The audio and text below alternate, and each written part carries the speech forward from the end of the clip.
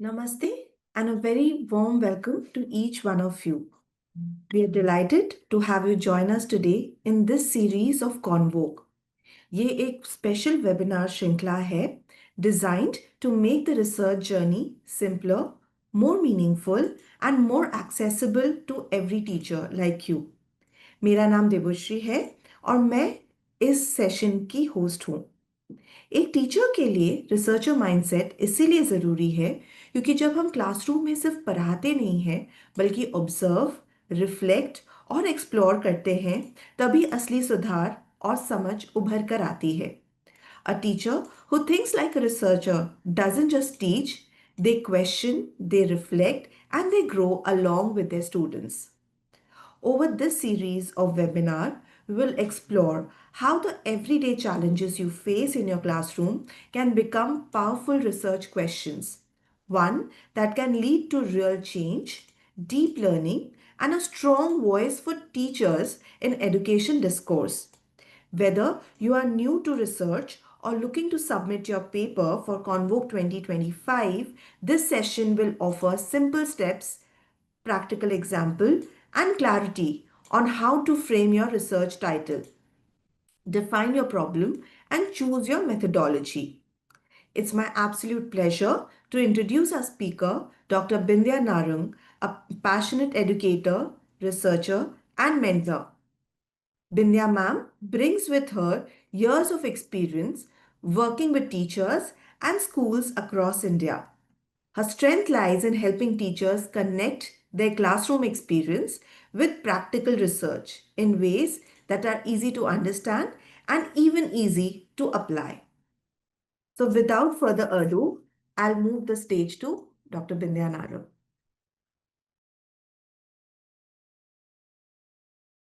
Ma'am, you are on mute. Am I audible? Yeah, you're audible now. Okay. Will you be running the slideshow? I'll do that. I'll just share the screen. Yeah. सबसे पहले तो Debashree, thank you so much to you and to the entire team of Bharti Airtel Foundation जिन्होंने मुझे ये opportunity दी, ये मौका दिया जिससे मैं अपने सभी टीचर्स के साथ जुड़ सक रही हूँ और उनसे भी काफ़ी कुछ मुझे सीखने को मिलता है। हमेशा ये इंटरेक्शंस बहुत फ्रूटफुल रहती हैं और टू वे रहती हैं, तो बहुत अच्छा लगता है मुझे इस तरह के वेबिनार्स में पार्ट लेकर और टीचर्स के साथ जुड़कर। तो आपका बहुत बहुत धन्यवाद। और साथ में हमारे जो टीचर्स, जो शिक्षक गण अभी जुड़ गए हैं और आगे और भी जुड़ेंगे, तो उनका भी बहुत आभार प्रकट करती हूँ कि उन्होंने समय निकाला।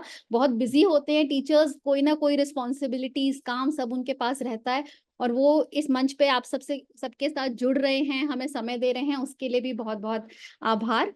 आज आप लोग कॉन्वोक के बारे में देबश्री ने मुझे बताया था कि थोड़ा बहुत जानते हैं कि ये एक भारती एयरटेल फाउंडेशन का इनिशिएटिव है जिसमें वो एक रिसर्च सिंपोजियम करते हैं। बट इसको आप सिर्फ एक रिसर्च सिंपोजियम की तरह से ही इस प्रोग्राम को ना देखें, आप इसको इस एंगल से भी देखें कि ये कहीं ना कहीं आपको एक रिसर्चर बनने का, एक शोधकर्ता बनने का एक स्वर्णिम अवसर दे रहा है। आपको अपनी टीचिंग प्रैक्टिसेस को एक थर्ड पर्सन की तरह उनको देखने का मौका दे रहा है, किस तरह से हम अपने शिक्षा को, अपने शिक्षण को बेहतर बना सकते हैं, इस पूरे परिदृश्य को, ऐसा अवसर भी हमें दे रहा है। तो आज के इस जो वेबिनार है 1 घंटे का है, तो इसमें हमारी कोशिश यही रहेगी कि इस 1 घंटे को हम मैक्सिमली यूज कर पाएं और कुछ नया सीख पाएं। कहा गया है कि जो क्यूरोसिटी होती है ना, जो जिज्ञासा होती है, it's the foundation of all knowledge. तो कहीं ना कहीं हम जैसे बड़े होते हैं तो अपनी जिज्ञासा, अपनी ललक कहीं पीछे छोड़ देते हैं। तो इस वेबिनार के माध्यम से भी मैं आपसे यही कहना चाहूंगी कि अपनी उस जिज्ञासा, उस ललक को पीछे बिल्कुल मत छोड़िए। एक टीचर को भी एक लाइफ लॉन्ग लर्नर होना पड़ता है। हम अगर खुद, हमारे अंदर वो जिज्ञासा, वो चाह, वो ललक रहेगी तो ही हम बच्चों में आगे वो कल्टीवेट कर पाएंगे। तो एक रिसर्चर माइंडसेट होना, इसका मतलब ये है कि वो अपनी क्यूरोसिटी को भी लगातार फैन करते रहना, उस क्यूरोसिटी को भी अपने अंदर उजागर रखना, उस ललक को हमेशा अपने अंदर, उस उत्साह को हमेशा अपने अंदर बनाए रखना। सो इस पॉजिटिव नोट के साथ हम ये प्रेजेंटेशन शुरू करते हैं। Should we begin Debashree or should we wait for few more teachers to join? No, we can start, ma'am. Okay, The teachers will join on the way. ठीक है। तो नेक्स्ट प्लीज, नेक्स्ट। सो हम करेंगे क्या, मैं इस वेबिनार के माध्यम से आपके साथ 2 दिन जुड़ रही हूँ और इन 2 दिनों में मेरी कोशिश ये रहेगी कि जितने भी रिसर्च के बेसिक्स हैं, देखिए असली में जो रिसर्च होती है वो मास्टर्स लेवल पे डिसर्टेशंस में लोग करते हैं या पीएचडी लेवल पे करते हैं, एमफिल में करते हैं, तो एक या फिर रिसर्चर्स और साइंटिस्ट्स करते हैं। तो हम इतना इलैबोरेट वो रिसर्च को जो हम एक कॉम्प्लिकेटेड एंगल से देखते हैं वैसा कुछ नहीं, यहाँ पे हम किस तरह से रिसर्च को और शोध को एक बहुत ही सहज रूप से देख पाएं और उसको वास्तविकता में अपने क्लासरूम्स में, अपने स्कूल्स में और अपनी टीचिंग प्रैक्टिस में हम उस शोध को, उस रिसर्च को कर पाएं और कैसे हम एक शोधकर्ता के रूप में अपने को देख पाएं और शोध को अपने शिक्षण में इस्तेमाल करते हुए पूरे शिक्षा के परिदृश्य को बेहतर बना पाएं, ये हमारा प्रयास रहेगा। सो 2 दिन में जैसे मैंने कहा कि हम इस तरह से बांटा गया है इनको कि आज और कल में मैं आपको बहुत बेसिक्स ऑफ रिसर्च जिसे कहते हैं, फाउंडेशंस ऑफ रिसर्च बताऊंगी और साथ में क्योंकि कॉन्वोक में आपके शोध पत्र इनवाइट करते हैं, रिसर्च पेपर्स चाहते हैं कि आप लोग सबमिट करें, तो थोड़े बहुत सक्षमता आप में आ जाएगी कि आप इंडिपेंडेंटली वो अपने रिसर्च पेपर्स को एक साइंटिफिक और सिस्टमैटिक तरीके से लिख पाएं। Next please.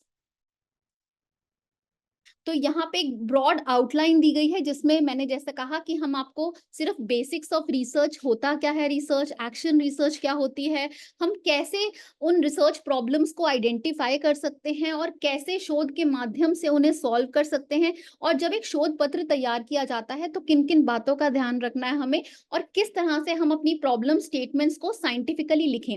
प्रॉब्लम्स क्या है ये हमें सब पता होता है, लेकिन उसको एक डॉक्यूमेंट करना एक प्रॉपर तरीके से, उसको एक पेपर के रूप में उतारना, उसका एक रिसर्च आर्टिकल लिखना भी एक कला है। तो थोड़ा सा उसके बारे में भी हम बात करेंगे, चर्चा करेंगे और जानेंगे। तो आइए फिर हम अपना ये वेबिनार फॉर्मली अब शुरू करते हैं। Next please. तो जैसे मैंने कहा, नेक्स्ट हमारा जो मेन पर्पस है यहाँ पे, आपको रिसर्च एक्सपर्ट्स तो नहीं बना पाऊंगी मैं 1 घंटे के अंदर या 2 घंटे के अंदर, पर हाँ आपकी जो बेसिक अंडरस्टैंडिंग है रिसर्च के बारे में वो जरूर मेरी कोशिश रहेगी कि वो बेसिक कॉन्सेप्ट्स जो हैं वो क्लियर हो जाएं। और आगे अगर किसी का इसमें इंटरेस्ट रहता है तो डेफिनेटली बहुत सारा मटेरियल है, आजकल तो नॉलेज आप जानते ही हैं इंटरनेट पर भी बिखरी पड़ी है और हम लोग भी आपके लिए हमेशा अवेलेबल हैं कि आप जब चाहें जो चाहें हमसे पूछ सकते हैं। इस वेबिनार में भी अगर आपके कोई डाउट्स हैं, कोई प्रश्न है या आप अपने विचार साझा करना चाहते हैं तो प्लीज चैट बॉक्स का यूज करके आप हमें बताइएगा साथ साथ। Next please. तो सबसे पहले मैं आपको शुरुआती उसमें ही एक सिचुएशन देना चाहती हूँ और ये एक ऐसी सिचुएशन है जो हम में से मुझे लगता है कि 90% टीचर्स ने कहीं ना कहीं पे ये एनकाउंटर किया है। तो सिचुएशन ये है कि क्लास 9 में बहुत ज्यादा एक पर्टिकुलर स्कूल में इमेजिन करिए कि वहां क्लास 9 के टीचर हैं और वहां पे एब्सेंटीज्म बहुत ज्यादा है, काफी मात्रा में बच्चे एब्सेंट रहते हैं। और आप लोग जानते ही हैं कि जब बच्चे एब्सेंट होते हैं और अगले दिन फिर से अपना स्कूल रीजॉइन करते हैं तो क्या क्या दिक्कतें आती हैं। उनको कुछ समझ नहीं आ रहा होता, लॉस्ट फील करते हैं, या वो अपने साथी को, सहपाठी को डिस्टर्ब करेंगे, बता कल क्या हुआ था, या मैं नहीं कोप कर पाया, मुझे कुछ समझ नहीं आ रहा। कई बार वो बड़ी ब्लैंक लुक्स देते हैं, टीचर को भी नहीं समझ में आता कि मैं अब आगे का कॉन्सेप्ट कराऊं क्योंकि सिलेबस खत्म कराने का भी प्रेशर रहता है, या मैं पीछे मुड़ के उन बच्चों को फिर से समझाऊं। तो ऐसी सिचुएशन जब आप एनकाउंटर करते हैं, जब आपके समक्ष ऐसी सिचुएशन आती है तो आपका रिएक्शन क्या होता है, आप क्या करते हैं? तो प्लीज चैट बॉक्स में लिखकर मुझे बताइए कि आप क्या करते हैं ऐसी सिचुएशन में जब बहुत सारे बच्चे एब्सेंट हो रहे होते हैं। और ये अक्सर रूरल स्कूल्स में तो बहुत ज्यादा देखा गया है क्योंकि जो गांव वगैरह से स्कूल लगते हैं वहां पे जैसे खेती का एक पर्टिकुलर सीजन होता है, हार्वेस्ट सीजन होता है, या बच्चे भी पेरेंट्स के साथ माइग्रेट करते हैं, ब्रिक किल्न में बच्चे काम करते हैं, तो ऐसी जगहों पे तो ये बहुत आम समस्या है जब बच्चे एक बड़े ही कंसोलिडेटेड पीरियड के लिए एब्सेंट रहते हैं क्लास से। और 9th आप जानते हैं एक बहुत ही क्रूशियल क्लास है जहां से आप मिडिल स्कूल से सीनियर स्कूल की तरफ आ रहे हैं। दीपांजलि जी, आपने कहा कि आप पेरेंट्स को कॉल करते हैं, ठीक है, और लोग क्या करते हैं? प्लीज चैट बॉक्स में लिखकर बताइए। सत्येंद्र जी, आप पेरेंट्स को इन्फॉर्म करते हैं जी। Very good. कंवलजीत कौर जी, आपने बहुत अच्छा बताया कि रीजन ऑफ एब्सेंस बच्चे से भी पूछ सकते हैं कि हाँ भाई क्यों एब्सेंट थे तुम। सरबजीत जी, आपने कहा कि टॉपिक रिपीट करते हैं। आइडियली करना चाहिए लेकिन बहुत बार तो वो समय ही नहीं होता टीचर के पास, कोर्स और सिलेबस के चक्कर में ना बहुत भगाना पड़ता है कई बारी। प्रेम कंवर जी ने कहा होम विजिट, रिकैपिचुलेशन।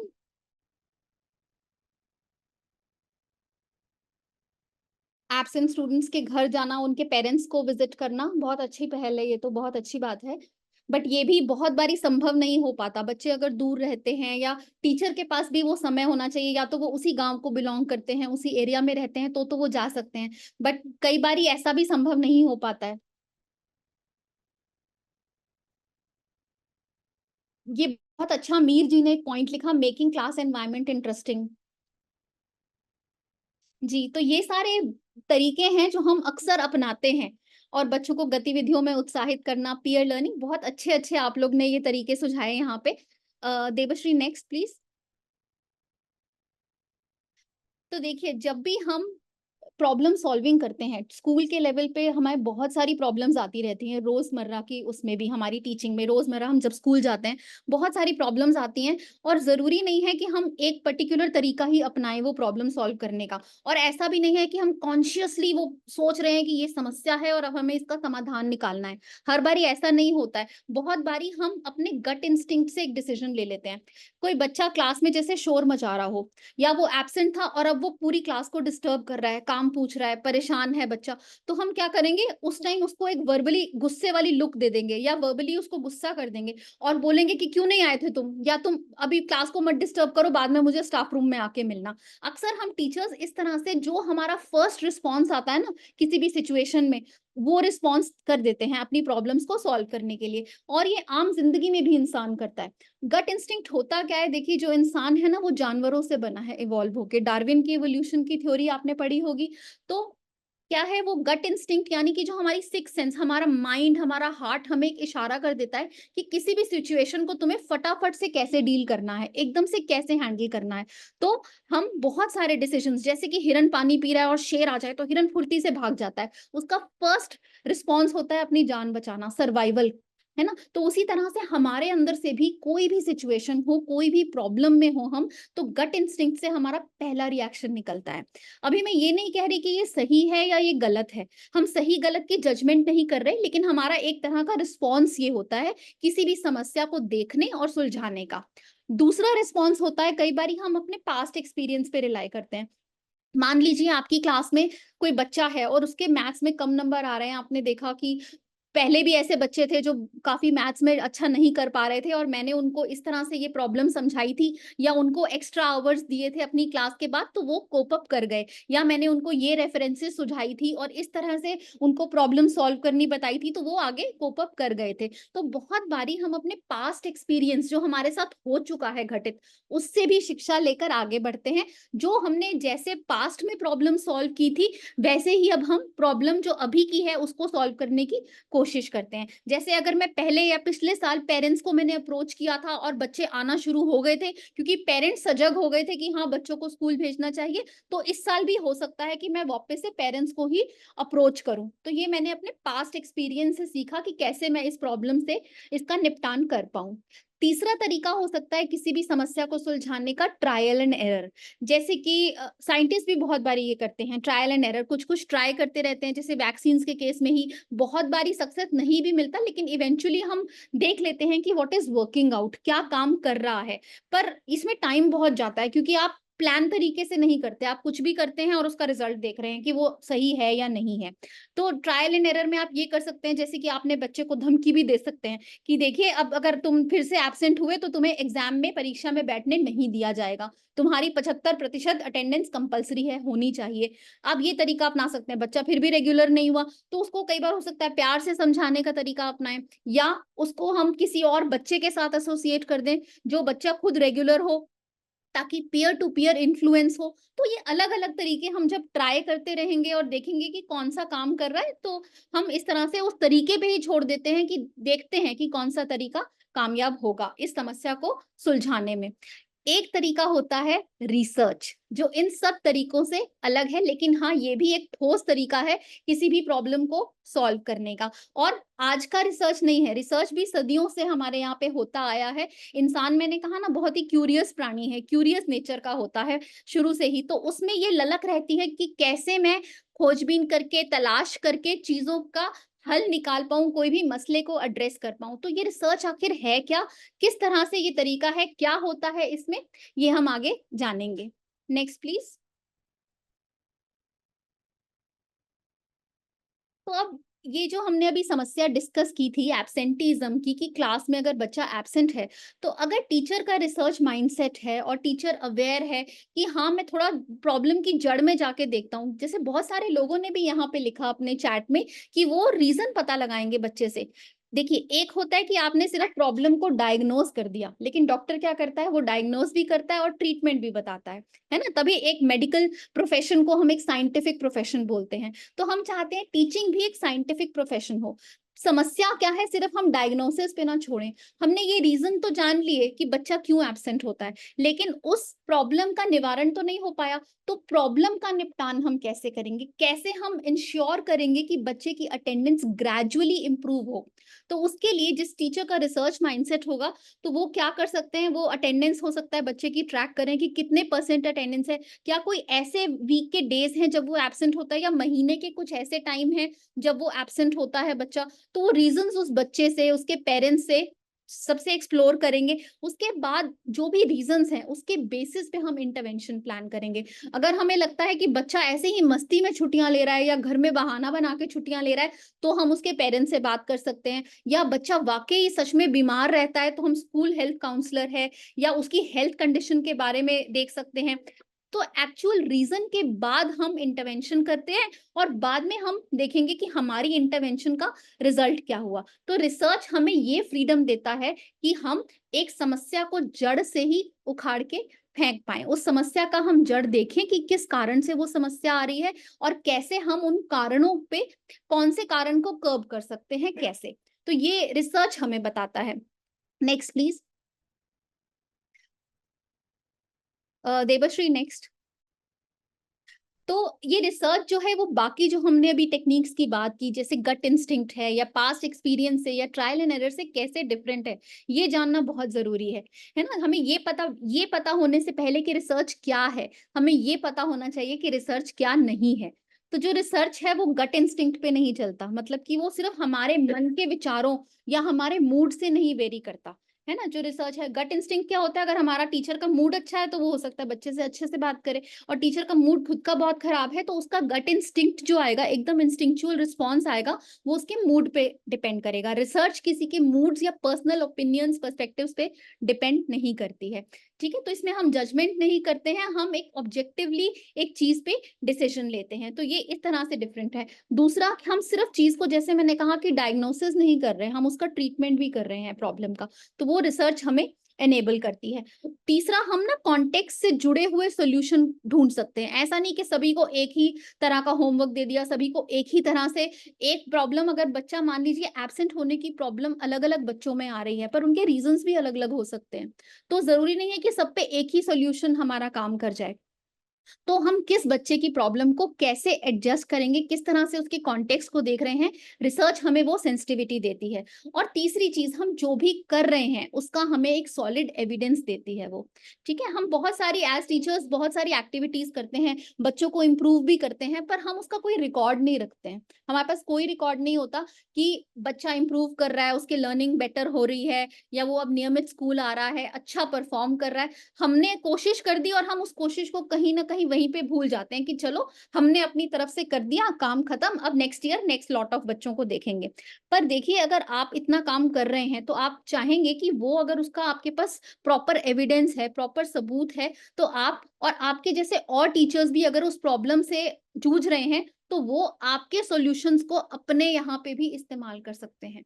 तो शोध पत्र का लिखना जिसे कहते हैं, जो हमारा मेन मकसद ये भी है कि आप कन्वोक के लिए पेपर्स लिख पाए, तो वो इसलिए भी है कि ना सिर्फ आपकी अपनी रिसर्च जो है वो आपको हेल्प करे, बल्कि जो आपके पीयर्स हैं, आपके कॉलीग्स हैं और टीचर्स हैं, ना सिर्फ आपके अपने गांव के स्कूल में, आपके शहर के स्कूल में, देश भर के स्कूलों में, विदेशों में, सब जगह अगर वो भी उन समस्याओं से जूझ रहे हैं, तो वो उस रिसर्च का फायदा उठा पाए और वो भी उन तकनीकों को अपने यहाँ पे यूज कर पाए।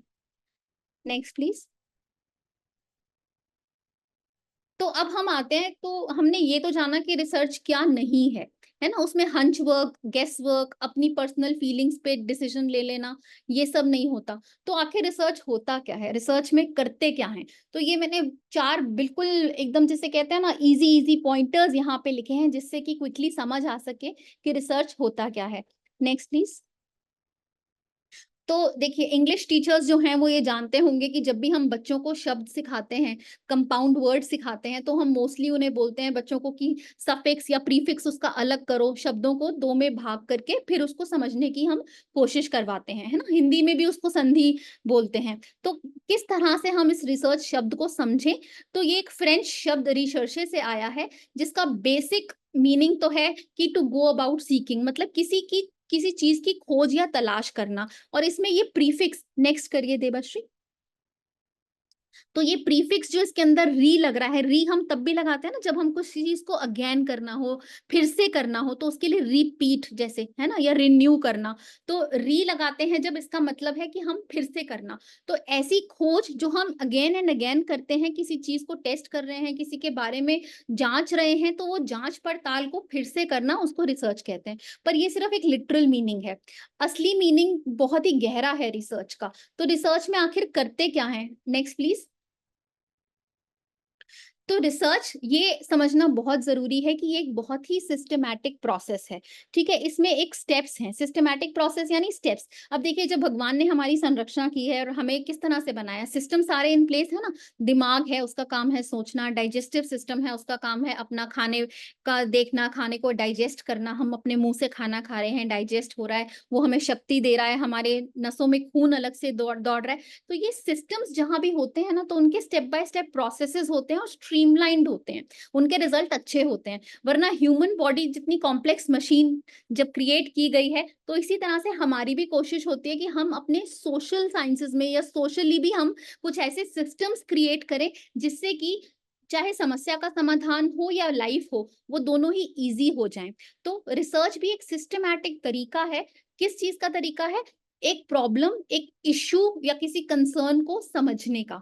तो ऐसा मैं नहीं कह रही हूँ, ऐसा बहुत सारे साइंटिस्ट जो कि जैसे क्रेसवेल हैं, उन्होंने बहुत ही एक माने जाने माने रिसर्चर हैं, इन्होंने भी ये डेफिनेशन दी है कि एक सिस्टमैटिक तरीके से जब हम किसी इश्यू, कंसर्न या प्रॉब्लम को जानने की कोशिश करते हैं और उससे अपना सिर्फ ज्ञान वर्धना ही नहीं कर रहे, उसको टोटली हम समझ रहे हैं और उसको अप्लाई भी कर पाते हैं, तो उसको हम रिसर्च बोलते हैं।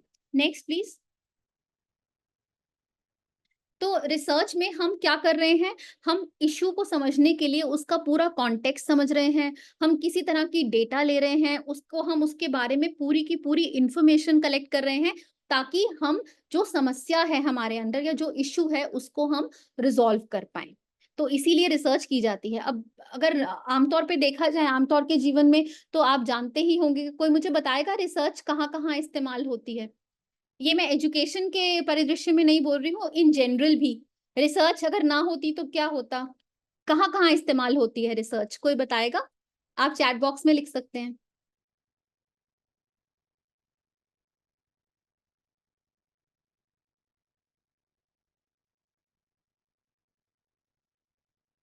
रिसर्च का इस्तेमाल कहाँ कहाँ किया? जी बिल्कुल, सोफिया जी आपने बहुत सही कहा, फार्मास्यूटिकल्स, जितनी भी दवाइयों का इजाद हुआ है, वो रिसर्च की वजह से ही संभव हो पाया है।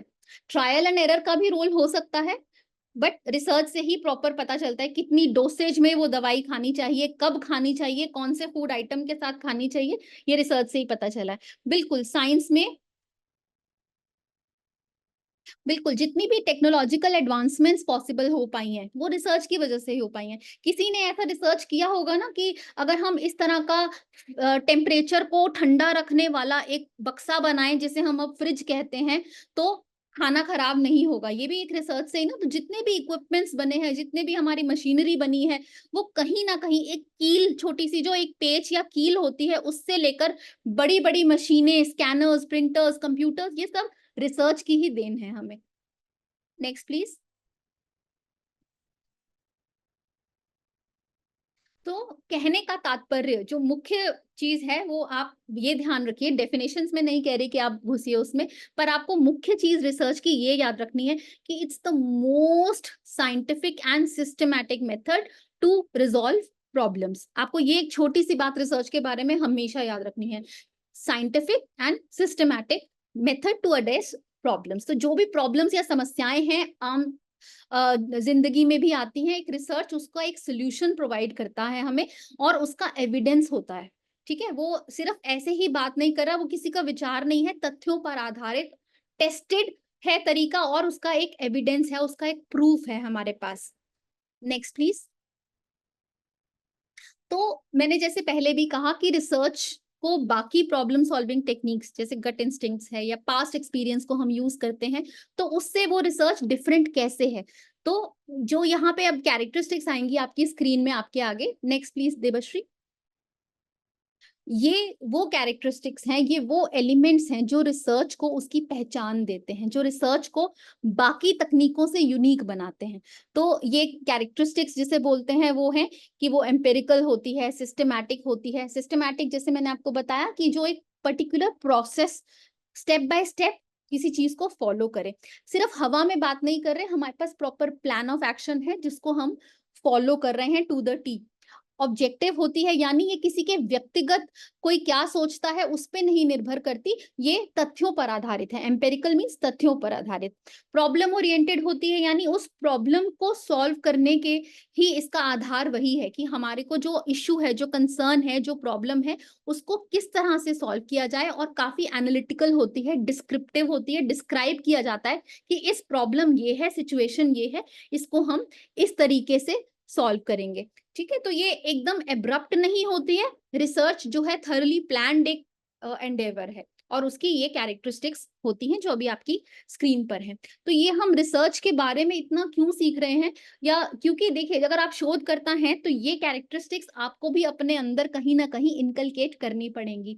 ठीक है, आपको भी ऑब्जेक्टिवली चीजों को देखना पड़ेगा। कई बार होता है कि हम ना बड़े बायस हो जाते हैं, हम सोचते हैं कि नहीं ये बच्चे तो हैं ही नालायक, या हम बच्चों को कैटेगराइज कर देते हैं कई बारी, है ना, हमारे सोच ऐसे हो जाता है। अब हम जितना भी नकारें, बट ये अक्सर होता है, और ये हम लोगों को जज करना शुरू कर देते हैं, बच्चों को भी जज करना शुरू कर देते हैं कि ये हमेशा ही कम नंबर लाता है। हम ये नहीं देख रहे कि वो बच्चा कम नंबर ला रहा है तो वो क्यों कम नंबर ला रहा है, उसकी परफॉर्मेंस पुअर है तो क्यों पुअर है।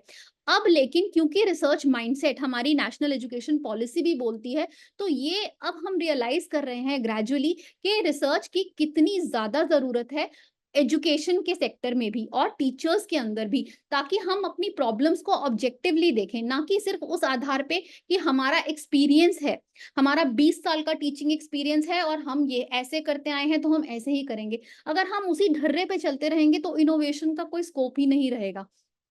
अब देखिए बहुत सारे सब्जेक्ट्स में अलग अलग मेथड्स होते हैं, है ना, जैसे गणित को कैसे आसान बनाया जा सकता है, नंबर्स की समझ बच्चों को कैसे दें, टेबल्स को बच्चों के लिए कैसे बनाएं। हमारे टाइम पे तो देखिए जब पहाड़े आते थे ना तो उन्हें बोल दिया जाता था कि इनको रट लो, बिना कोई समझ के इनको रट लो, और शायद हम उनको रट ही लेते थे और वैसा ही रिप्रोड्यूस भी कर देते थे, एग्जाम्स में नंबर भी ठीक ठाक आ जाते थे। लेकिन अब क्या स्ट्रेस दिया जाता है कि आपके अंदर वो कंसेप्चुअल अंडरस्टैंडिंग होनी चाहिए, वो समझ होनी चाहिए, और वो समझ डेवलप करने के लिए भी नए नए तरीके इजाद हो रहे हैं।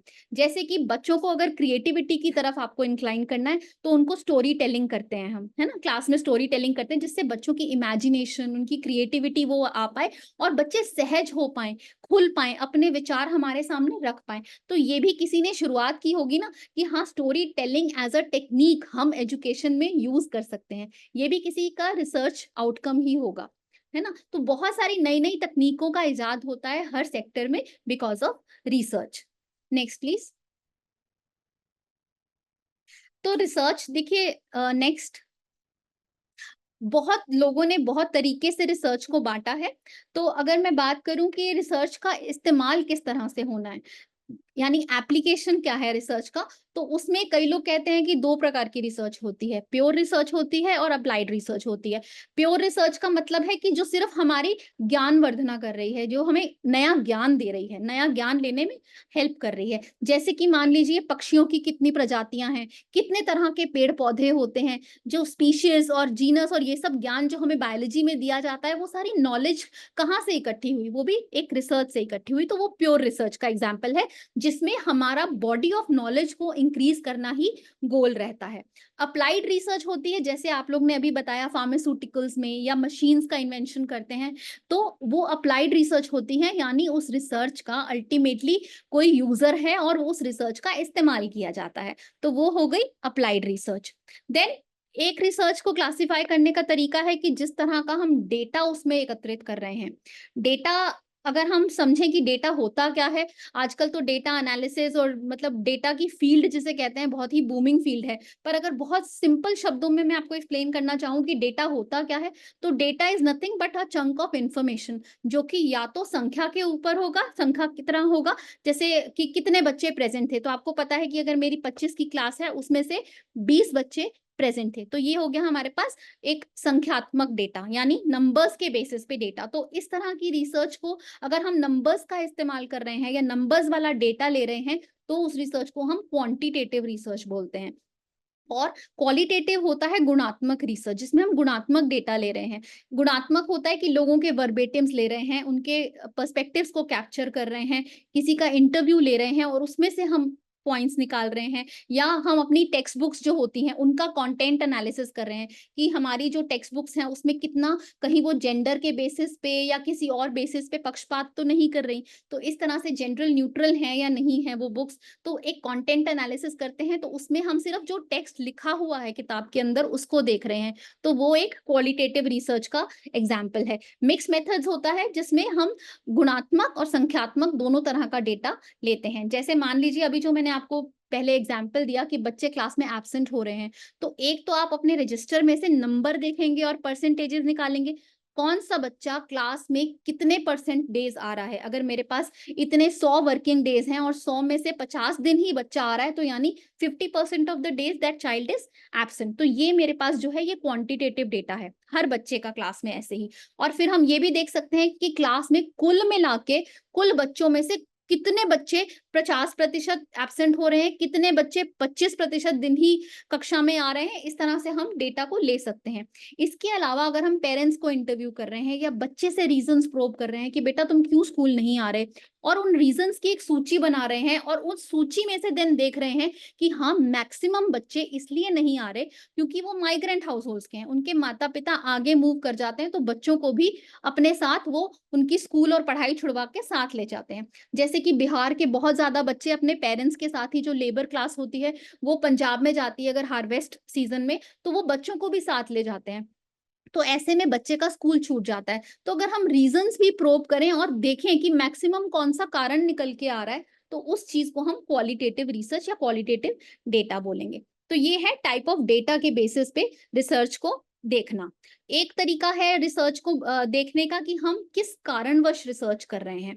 तो हम किस कारणवश, अगर हमें किसी चीज को सिंपली डिस्क्राइब करना है तो उसको डिस्क्रिप्टिव रिसर्च कहते हैं। किसी नई चीज के बारे में खोजबीन करनी है, जैसे कि मान लीजिए अंडमान निकोबार में जब जो जनजातियां रहती हैं उनके बारे में रिसर्च हुई, पहले किसी को नहीं पता था कि इस तरह के लोग उस आइलैंड में रहते हैं, तो ये एक एक्सप्लोरेटरी रिसर्च है जहां पे आप कुछ एक नया एलिमेंट खोज निकाल रहे हैं। इसी तरह से टेक्नोलॉजी में भी बहुत एक्सप्लोरेटरी रिसर्च होती है। फिर एक होती है एक्सप्लेनेटरी रिसर्च। एक्सप्लेनेटरी होती है जिसमें हम एक एक्सपेरिमेंट करके देखते हैं कंट्रोल्ड लैब कंडीशंस में, ये असर करेगा या ये नहीं करेगा। जैसे कि हेल्थ सेक्टर की फील्ड में या फार्मास्यूटिकल्स में या साइंटिफिक तरीकों में या व्हीकल्स जब बनते हैं, तो इन सब में एक एक्सप्लेनेटरी रिसर्च होती है, यानी एक्सपेरिमेंट किया जाता है कि ये वर्क कर रहा है इन कंडीशंस में या नहीं कर रहा है। और उसके अंदर हम वेरिएबल्स रखते हैं, डिपेंडेंट वेरिएबल होता है, इंडिपेंडेंट वेरिएबल होता है। मैं इतनी टेक्निकलिटीज में अभी नहीं घुस रही हूँ, बट ये बिल्कुल एक बेसिक आइडिया आपको दे रही हूँ कि किस किस तरह से रिसर्च की जाती है। एक होती है क्वाजी एक्सपेरिमेंटल रिसर्च। जब हम सोशल सेक्टर की बात करते हैं या सोशल सिचुएशंस या सोसाइटी की बात करते हैं, तो हम यहाँ लैब कंडीशंस को सिमुलेट नहीं कर सकते। लैब में सब कुछ कंट्रोल्ड रहता है, हमारा टेम्परेचर क्या होगा, कौन करेगा, कितने सेकेंड्स के लिए क्या करेंगे, वो कंट्रोल्ड रहता है। लेकिन जो हमारी सोशल सिचुएशंस होती हैं उसमें ये कंट्रोल करना बड़ा दिक्कत का काम है, नहीं कर सकते हम। लोगों को थोड़े ना कंट्रोल करेंगे, और लोगों के साथ ये रिसर्च करनी है और लोगों की समस्याएं हल करनी है। तो ऐसे में हम क्वाजी एक्सपेरिमेंटल रिसर्च करते हैं जिसमें हम एक कंट्रोल ग्रुप लेते हैं। जैसे कि मान लीजिए आपने एक डिजिटल इंटरवेंशन लॉन्च की कोई, कि हम अपने बच्चों को स्कूल में साइंस के जो लेसन है वो डिजिटली पढ़ाएंगे। तो एक स्कूल में या एक क्लास में आपने वो डिजिटली पढ़ाए और दूसरी क्लास में आपने वो नॉर्मल लेक्चर मेथड से पढ़ाए। तो आप देखेंगे दोनों के रिजल्ट्स को कंपेयर करके, हो सकता है जिनको डिजिटली पढ़ाया गया हो, क्योंकि वो प्रत्यक्ष उसको अपनी आंखों के सामने देख पाए लेसन को, तो उनकी समझ बेहतर बन जाए और उनके लर्निंग आउटकम्स या रिजल्ट्स या परफॉर्मेंस जो है वो बेहतर हो। तो इसको हम क्वाजी एक्सपेरिमेंटल कहते हैं, जहां पे हम एक इंटरवेंशन ग्रुप लेते हैं और एक कंट्रोल ग्रुप लेते हैं। लेकिन स्कूल के केस में मैं अगेन इस रिसर्च के थोड़ा सा अगेंस्ट हूँ, क्योंकि बच्चों के साथ ये पक्षपात, ये भेदभाव नहीं कर सकते हम, है ना। हमारी इंटरवेंशंस जो हैं हमारी अपनी क्लास के लिए, सभी के फायदे के लिए होनी चाहिए। तो ऐसा ना करें कि एक ग्रुप ऑफ बच्चों को ही हम इंटरवेंशन दे रहे हैं, एक ग्रुप ऑफ बच्चों के लिए कुछ नहीं कर रहे, ऐसा नहीं होना चाहिए। बट हाँ, ये एक फ्रीक्वेंटली यूज्ड टेक्निक है, ये बहुत जगह और बहुत संस्थाएं इसको इस्तेमाल करती हैं। जो मोस्ट कॉमनली यूज होता है type of research in the education sector, वो है एक्शन रिसर्च। तो अब एक्शन रिसर्च क्या है, इसके बारे में हम आगे बात करते हैं। अगर अभी तक सबको सब कुछ समझ में आ रहा है और ठीक चल रहा है, तो प्लीज एक थम्स अप दे दीजिए चैट बॉक्स में जल्दी से। अगर मेरा कहा सबको समझ में आ रहा है, ठीक चल रहा है सेशन, तो एक थम्स अप दे दीजिए। Thank you Tejaswini ji, Ankita ji, thank you Santosh ji, Urmila ji, Anjali ji, thank you so much. तो हम आगे बढ़ते हैं। Next please Devshri.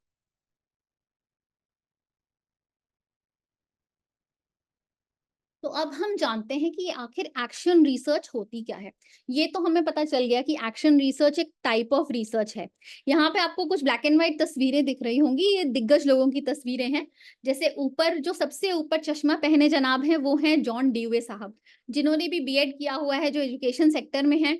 वो इनके नाम से परिचित होंगे ही, जॉन ड्यूवे के नाम से, क्योंकि इन्होंने learning by doing, experiential learning, इन सारे कॉन्सेप्ट्स का इजाद किया था। इन सारे कॉन्सेप्ट्स को 1920s में इन्होंने बताया था। और जो नीचे हैं वो एक जर्मन साइकोलॉजिस्ट हैं, कर्ट ल्यूइन। नेक्स्ट देवश्री। तो वो जो जर्मन साइकोलॉजिस्ट हैं और ये जॉन डीवे साहब हैं, इन्होंने ही पहले एक्शन रिसर्च की बात की। ऑल्दो इन्होंने ये टर्म नहीं यूज किया कि एक्शन रिसर्च, ऐसा टर्म नहीं यूज किया, लेकिन हाँ कहीं कहीं इनके कामों में एक्शन रिसर्च झलकता था। तो असली में एजुकेशन सेक्टर में एक्शन रिसर्च को कौन लेके आया, वो लाने वाले थे ये जो जिनकी तस्वीर बीच में लगी है, स्टीफन मैक्सवेल कोरी साहब। ये कोलंबिया यूनिवर्सिटी के टीचर्स कॉलेज में पढ़ाते थे, पहले वहां पे पढ़े भी और फिर इन्होंने वहां पढ़ाया भी।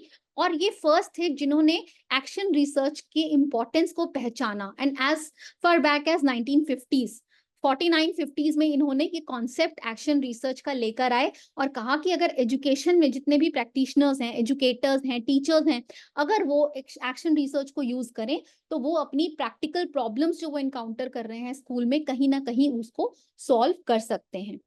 Next please. तो एक्शन रिसर्च है क्या बेसिकली।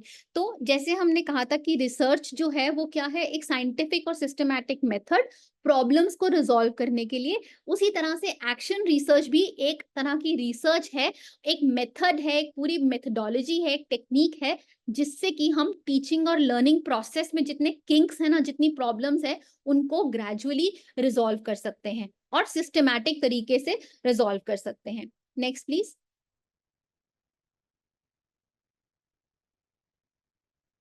तो देखिए, समझने वाली बात बेसिकली ये है कि एक्शन रिसर्च, जिससे हम सिस्टमैटिकली स्कूल की या क्लासरूम की या कोई भी एजुकेशन से रिलेटेड प्रॉब्लम्स को सॉल्व कर सकते हैं। तो लेकिन इसका फायदा क्या है। दो शब्द इसमें हमें नजर आ रहे हैं, एक्शन और रिसर्च, दो शब्दों से बना है ये। तो रिसर्च से पहले एक्शन लगाने का मतलब ये है कि ये रिसर्च सिर्फ किताबों में बंद होने के लिए नहीं है। ये वो रिसर्च है जिससे हम एक्शन लेके वाकई ऐसी प्रॉब्लम सॉल्व कर रहे हैं और उसको प्रैक्टिकली यूज कर रहे हैं।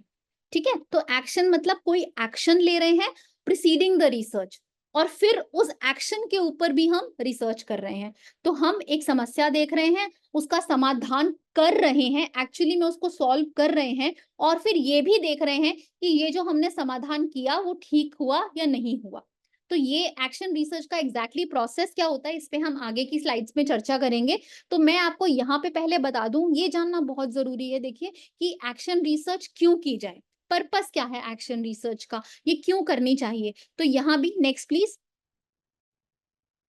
देखिए, हम टीचर्स हैं, वैसे ही समय नहीं होता, और अगर एनईपी हमें फोर्स कर रहा है कि आप शोधकर्ता भी बनिए, आप रिसर्चर भी बनिए, तो हम क्यों करें? तो हमारे पास ये एक्शन रिसर्च को अपने शिक्षण में लाने में, अपने टीचिंग प्रैक्टिसेस में यूज करने में बहुत सारे रीजंस हैं। हमें क्यों प्रैक्टिस करना चाहिए एक्शन रिसर्च को, या क्यों इस्तेमाल करना चाहिए? तो जैसे मैंने यहाँ पे लिखा हुआ है, पहली चीज तो ये है कि ये हमें एक रिसर्च माइंडसेट देता है। तो हमारी इससे प्रोफेशनल ग्रोथ होती है, हमें क्रिटिकल थिंकिंग, प्रॉब्लम सॉल्विंग जैसी स्किल्स पता चलती हैं। एक चीज को कैसे सिस्टमैटिकली, ऑब्जेक्टिवली अप्रोच करना है, ये हमें इससे सीखने को मिलता है। और हमारे सिर्फ हमने जो अपना बीएससी, एमएससी, बीएड ये सब करके हम बैठे हुए हैं, तो हमें प्रोफेशनल ग्रोथ, सिर्फ प्रोफेशनल ग्रोथ उससे नहीं होती कि हम टीजीटी थे अब हम पीजीटी बन गए, अब हम लेक्चरर बन गए। सिर्फ वो तो आपकी प्रमोशंस, आपके डेजिग्नेशंस में हो रही हैं।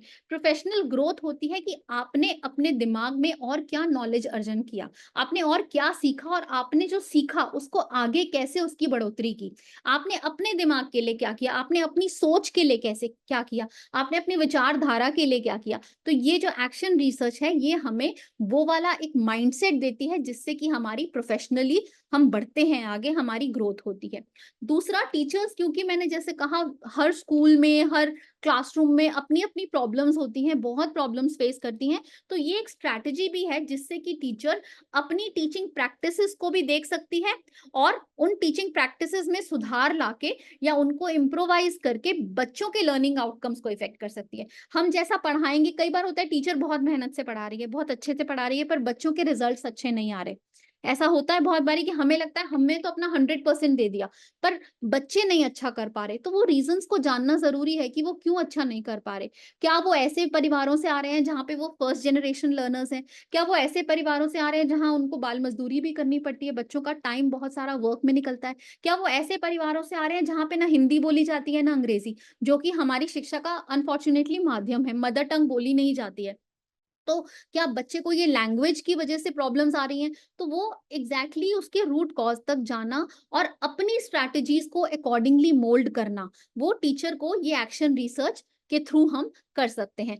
तो अगर एक टीचर की परफॉर्मेंस इंप्रूव होगी और उसकी स्ट्रैटेजीज को यूज करके अगर बच्चों के आउटकम्स पे इफेक्ट आ रहा है, बच्चों के लर्निंग आउटकम्स बेहतर हो रहे हैं, तो इससे पूरे स्कूल की फंक्शनिंग भी बेहतर होगी। तो ना सिर्फ एक बच्चे का फायदा होगा, एक टीचर की अपनी प्रोफेशनल ग्रोथ होगी, और स्कूल में भी एक इम्प्रूवमेंट, एक रिजल्ट देखने को मिलेगा। और अगर वो स्ट्रैटेजी, वो प्रॉब्लम को सॉल्व करने का, एड्रेस करने का तरीका वाकई बहुत अच्छा है, तो definitely it is contributing to the broader educational domain. उसको और स्कूल्स भी फॉलो कर सकते हैं, उसे और टीचर्स भी फॉलो कर सकते हैं। और जैसे मैंने कहा कि स्टोरी टेलिंग एक टेक्निक, स्टोरीज तो हमारे दादा नानी ये सब हमें बचपन से सुना रहे हैं, बट क्या हम जानते थे कि स्टोरी टेलिंग को एज अ टेक्निक हम बच्चों की ओरल लैंग्वेज के लिए या बच्चों में इमेजिनेशन के लिए भी यूज कर सकते हैं? तो किसी ने इस पे एक्शन रिसर्च की होगी तो हमें पता चला, और आज हम इसको as a technique commonly use करते हैं। तो ये जो भी एक्शन रिसर्च के एंडेवर्स होते हैं, ये ब्रॉड एजुकेशनल नॉलेज को भी एनहांस करते हैं। Next please. अब हम बात करते हैं कि हमारे एजुकेशन के डोमेन में प्रॉब्लम्स क्या क्या हैं। देखिए, अगर हम कह रहे हैं कि हमें रिसर्च पेपर लिखना है, तो उसमें रिसर्च हम किस पे कर रहे हैं? प्रॉब्लम्स पे। तो हमें कौन सी प्रॉब्लम्स हम एक्शन रिसर्च में ले सकते हैं, कौन सी नहीं ले सकते? क्योंकि देखिए, समस्याएं तो बहुत हैं, लेकिन हम हर समस्या नहीं सॉल्व कर सकते ना। जो हमारे बस में है हम वही कर सकते हैं। अगर मैं कहती हूँ कि आपके घर के बाहर एक गंदा नाला बह रहा है, तो हम ये कर सकते हैं कि हम अपने घर का कूड़ा उस गंदे नाले में ना डालें, गंदा पानी उसमें ना जाने दें। इस तरह के छोटे हम उसके लिए मेजर्स ले सकते हैं, लेकिन उसको गंदे नाले को साफ करने का काम म्युनिसिपैलिटी का है, वो लोग करेंगे, राइट? तो आपके कंसर्न में, आपके जो बस में प्रॉब्लम्स हैं, हम उसको उतना ही एड्रेस करें तो बेहतर रहता है, ताकि हम सॉल्यूशंस और इमीडिएट रिजल्ट्स देख पाएं। ठीक है? तो प्रॉब्लम्स, जैसे मैंने कहा, एजुकेशन में बहुत तरह की प्रॉब्लम्स होती हैं। कई बार होता है कि एक बच्चे से रिलेटेड प्रॉब्लम है। आप लोग ने तारे जमीन पर पिक्चर देखी होगी, उसमें एक डिसलेक्सिक बच्चा होता है ना? और उसमें दिखाया गया है कि हीरो जो आमिर खान जी हैं, वो कैसे उस डिसलेक्सिक बच्चे को नई नई टेक्निक्स यूज करके पढ़ना लिखना सिखाते हैं। पहले उसको बिल्कुल समझ नहीं आ रहा होता, क्योंकि रेगुलर स्कूल्स में वो बच्चा कहीं ना कहीं इग्नोर हो रहा होता है। उसकी ये चीज डिसलेक्सिक है, ये लर्निंग डिसेबिलिटी किसी ने रिकॉग्नाइज नहीं की होती है। उनको बस वो कभी पनिशमेंट लेता है टीचर से, होमवर्क में पूरे अपने नंबर गवाता है, सब कुछ। तो उसमें दिखाया गया है कि कैसे वो बच्चा अक्षरों को पहले उल्टा लिख देता होता है, बट एक टीचर की मदद से उन्होंने उस बच्चे की उस प्रॉब्लम को पहचाना और उसको रिजॉल्व किया। ठीक है। तो एक इंडिविजुअल बच्चे की भी प्रॉब्लम हो सकती है एजुकेशन के सेक्टर में। दूसरा, हम ग्रुप ऑफ बच्चों से रिलेटेड प्रॉब्लम हो सकती है। क्लास में एक ग्रुप ऑफ बच्चे हैं जो बाकी सबको तंग करते हैं, बुली करते हैं, या क्लास में शोर मचाते हैं, ज्यादा नॉइज लेवल्स हमेशा बढ़े रहते हैं, और हम उनको पनिश करके बाहर खड़ा कर देते हैं। बट हमें ये जानने की जरूरत है कि वो बच्चे अगर ऐसा कर रहे हैं, वो डिसएंगेज हैं, तो वो क्यों, और उन बच्चों की भी कोई स्ट्रेंथ्स होंगी, तो उन स्ट्रेंथ्स को पहचानना भी बहुत जरूरी है। तो प्रॉब्लम एक सिंगल बच्चे की भी हो सकती है, प्रॉब्लम एक ग्रुप ऑफ चिल्ड्रन की भी हो सकती है। तीसरे नंबर पे आती है कि हमारी अपनी टीचिंग मेथोडोलॉजीज की प्रॉब्लम हो सकती है। हम इतना ज्यादा बर्डन रहते हैं, सिलेबस भगाने की वो रहती है, टीचर्स को इतनी ड्यूटीज मिलती हैं, आज एडमिन काम करना है, आज स्टाफ रूम में मीटिंग है, आज प्रिंसिपल के साथ करना है, आज कोई विजिट है, आज इलेक्शन में ड्यूटी है, बहुत सारी ड्यूटीज रहती हैं। तो कहीं ना कहीं हमारी अपनी टीचिंग प्रैक्टिसेस भी इफेक्ट होती हैं। हमें लगता है कौन इसमें इतना ज्यादा टाइम लगाए, क्या हम इसमें टीएलएम बनाएं और यूज करें, चलो लेक्चर मेथड करते हैं, बच्चों को पढ़ाते हैं, आगे वो अपने आप सीख लेंगे। बहुत बारी ऐसा भी करना पड़ता है, मजबूरी है।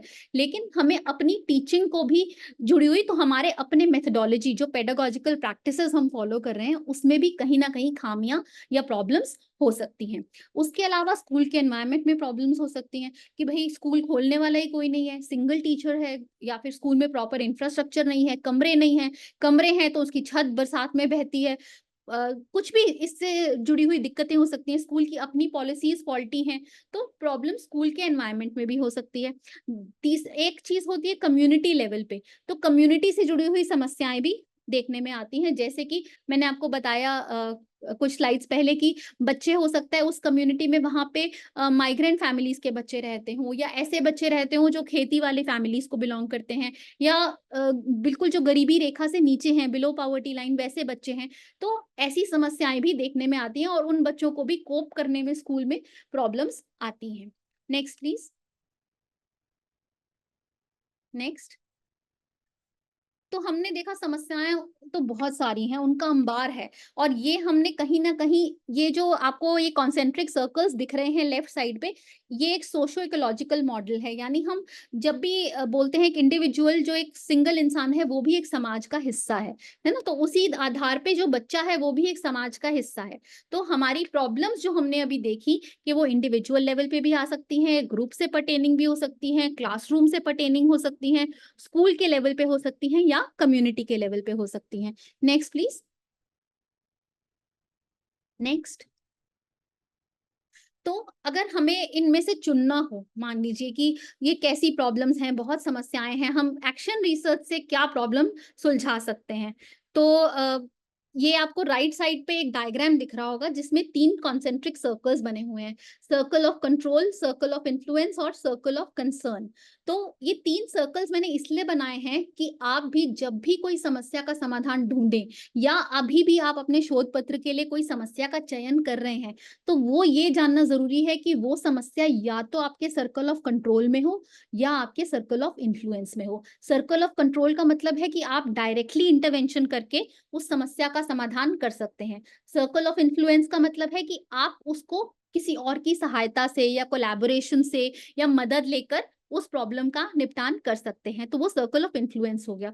सर्कल ऑफ कंसर्न बहुत ही वाइड स्प्रेड है, बहुत बड़ा होता है। जैसे एजुकेशन के सेक्टर में, अगर गरीब घरों से बच्चे आ रहे हैं और वो स्कूल नहीं आ पा रहे, बहुत एब्सेंट हैं, या उनके पेरेंट्स इलिटरेट हैं, पढ़े हुए नहीं हैं, बच्चे फर्स्ट जनरेशन लर्नर्स हैं, तो ये हमारे सर्कल ऑफ कंसर्न में तो आता है कि वो बच्चा गरीबी के उससे आ रहा है। लेकिन हम इस प्रॉब्लम को, उसके सोशो इकोनॉमिक स्टेटस को, बच्चे के लाइवलीहुड पैटर्न्स को, उनकी फैमिली के या उनकी फैमिली के लिटरेसी स्टेटस को, एज टीचर्स हम, ये हमारे कंसर्न तो है कि हाँ बच्चा इस तरह के परिदृश्य से आ रहा है, लेकिन हम उसको, उन फैक्टर्स को कंट्रोल नहीं कर सकते। तो हमें वो प्रॉब्लम्स देखनी है जिनको हम खुद से कंट्रोल कर पाए, जो हमारे कंट्रोल और इन्फ्लुएंस में हो। तो आप ब्रॉड चैलेंजेस जो कम्युनिटी या स्कूल लेवल पे हो, उनको ना रीच आउट करके हमें छोटी स्पेसिफिक रीचेबल प्रॉब्लम्स देखनी है, और उनको ही आगे उन पे हम एक्शन रिसर्च कर सकते हैं। Next please. आप 3 क्लिक्स कर दीजिए Devshree, I want all these photos. हाँ, तो अब ये चैट बॉक्स पे आप लोग फिर से एक्टिव हो जाइए। इन चारों तस्वीरों में से आपको बताना है कि कौन सी ऐसी समस्या है, 1, 2, 3 या 4, या आप डिजिट लिख दीजिएगा, कौन सी ऐसी समस्या है जो हम एक्शन रिसर्च से सॉल्व शायद ना कर पाए।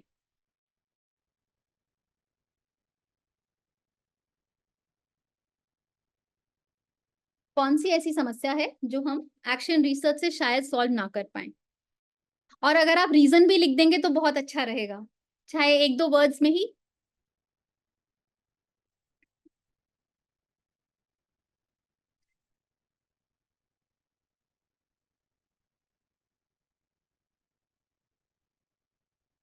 बहुत लोग 4 लिख रहे हैं, क्या कोई रीजन लिख सकता है? राजविंदर जी, जसविंदर जी, जय सिंह जी ने नंबर 2 लिखा है, ठीक है। अंजलि जी।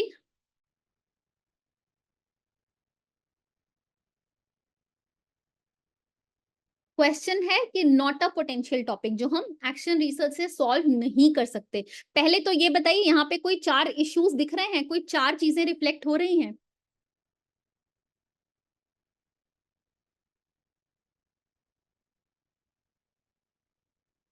बहुत लोगों ने 4 बोला था, क्या कोई रीजन मुझे बता सकता है कि 4 क्यों नहीं है टॉपिक?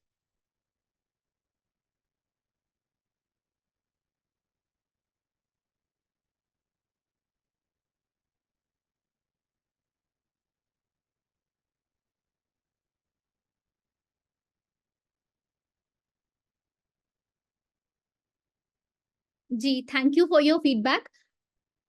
अब देखिए, इस तस्वीरों को देखने का भी हर एक का अपना अपना नजरिया होता है। जब मैंने इस पहली वाली तस्वीर को देखा था तो मैंने इसको एज इंफ्रास्ट्रक्चर इशू नहीं देखा था, मैंने इसको देखा था कि एक टीचर जो है वो ग्रुप एक्टिविटी करा रहे हैं और एक ग्रुप में बच्चे संलग्न हैं, वो अपनी तरह से उस एक्टिविटी को आगे प्रोसीड कर रहे हैं। तो मैंने यहाँ पे इंफ्रास्ट्रक्चर के हिसाब से इसको नहीं देखा था, बट आई एम श्योर बहुत लोगों ने इसको इंफ्रास्ट्रक्चर की नजर से भी देखा। एंड सेकेंड में भी हम देख रहे हैं कि कॉरिडोर में क्लास हो रही है, तो यानी इंफ्रास्ट्रक्चर का इशू है। अब ये इंफ्रास्ट्रक्चर का इशू हम अपने तरीके से रिजॉल्व नहीं कर सकते। हम देखिए, हम भी टीचर्स हैं और हम लोग भी एक फिक्स्ड हमें पे मिलती है, तनख्वाह मिलती है, जो हम अपने परिवार के पालन पोषण में लगाते हैं। तो टीचर्स जितने भी एक नोबल प्रोफेशन है, लेकिन आप अपनी तनख्वाह से वहां पे फर्नीचर नहीं लाके लगा सकते, है ना। ये तो स्कूल का काम है और सरकारी स्कूल है तो ये सरकार का काम है कि वो प्रोविजनिंग करे उस तरह की। तो ये भी बड़ा एक आम नजारा है कि हमें स्कूल्स में ऐसा देखने को मिलता है कि बेसिक इंफ्रास्ट्रक्चर, बच्चों के लिए सीटिंग नहीं है, बच्चों के लिए पीने का पानी नहीं है, टॉयलेट फंक्शनल नहीं है। बट समहाउ एज टीचर्स हमारे लिए बहुत डिफिकल्ट है इंफ्रास्ट्रक्चरल प्रॉब्लम्स को एड्रेस कर पाना। तो इंफ्रास्ट्रक्चर से रिलेटेड जो प्रॉब्लम्स है जनरली हम उनको एक्शन रिसर्च में नहीं लेते, क्योंकि उस पे हम एक्शन नहीं ले पाएंगे, ठीक है। और जो हमारी फर्स्ट है, मैंने उसको उस नजर से देखा था कि यहाँ पे ग्रुप वर्क हो रहा है, ग्रुप में बच्चे बैठे हैं, तो हम एज अ ग्रुप एक्टिविटी इसको टेस्ट कर सकते हैं कि क्या कोई भी पर्टिकुलर काम अगर हम ग्रुप में बच्चों को देते हैं तो क्या वो सक्सेसफुल होता है या बच्चे बातें करने में ही टाइम वेस्ट कर देते हैं, ठीक है। तो एक एज एन एक्टिविटी हम इसको टेस्ट कर सकते हैं। थर्ड में आप देखेंगे टीचर एक पपेट का यूज कर रही है, तो हम इसमें ये देख सकते हैं कि अगर लर्निंग टीचिंग मटेरियल्स हैं तो उसका इस्तेमाल करके क्या क्लास को बेहतर बनाया जा सकता है as compare to a normal lecture method या नहीं। तो इस तरह ये भी हम एक्शन रिसर्च में इसको टेस्ट कर सकते हैं। फोर्थ में एक बच्ची को मैथ से प्रॉब्लम हो रही है, बहुत लोगों ने इसमें फोर्थ भी लिखा था, मैं फोर्थ का रीजन जानना चाह रही थी। अगर बच्ची को मैथ्स में प्रॉब्लम है या कुछ ऐसे बच्चे और भी हैं जिनको मैथ्स में दिक्कत है, क्योंकि यहाँ क्लियरली मैथ्स का दिख रहा है कि यहाँ पे बोर्ड पे मैथ्स की प्रॉब्लम्स लिखी है, और बच्ची का ये जो उसका एक्सप्रेशन है पीछे हाथ रखना, जब हमारा दिमाग घूम जाता है या हम कंफ्यूज होते हैं तो हम अपने सर पे हाथ रखते हैं, अपने ब्रेन्स को पैट करने की कोशिश करते हैं, है ना। तो बच्ची को मैथ्स का शायद कुछ समझ नहीं आ रहा, तो क्या हम इसको एक्शन रिसर्च से सॉल्व कर सकते हैं? पर्सनली मुझे लगा था कि हम इसको एड्रेस कर सकते हैं, क्योंकि हम, जैसे मैंने कहा था, वो तारे जमीन पे एक डिसलेक्सिक बच्चे के साथ इंटरवेंशन की गई थी, इसी तरह से ये भी बड़ी कॉमन प्रॉब्लम है। कुछ बच्चे they have fear of mathematics, नंबरों से घबरा जाते हैं, तो क्योंकि उनका परिदृश्य ऐसा नहीं है, वो नंबरों को अपने तरीके से यूज करना उनको आता है। पैसों की बात करेंगे तो वो काउंटिंग और ये सब कर लेते हैं, पर अगर हम उन्हें नंबर नंबर दिखाते हैं ऐसे सिर्फ बोर्ड पे तो वो कंफ्यूज हो जाते हैं, है ना। तो मुझे लगता है कि मैथ्स की इस डर को हम एक्शन रिसर्च से चाहें तो दूर कर सकते हैं।